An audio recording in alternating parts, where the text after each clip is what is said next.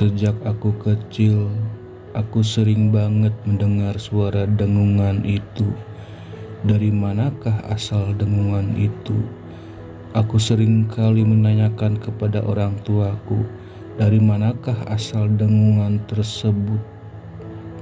Kata orang tuaku, dengungan itu adalah dari sebuah pabrik gula Jatiwangi.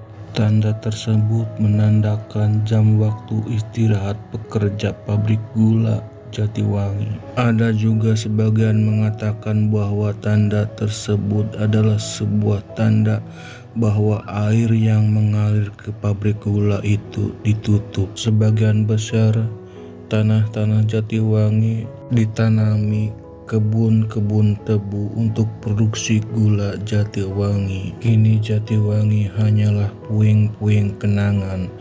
Hanya cerobong asap inilah yang masih tersisa bekas-bekas pabrik gula Jatiwangi.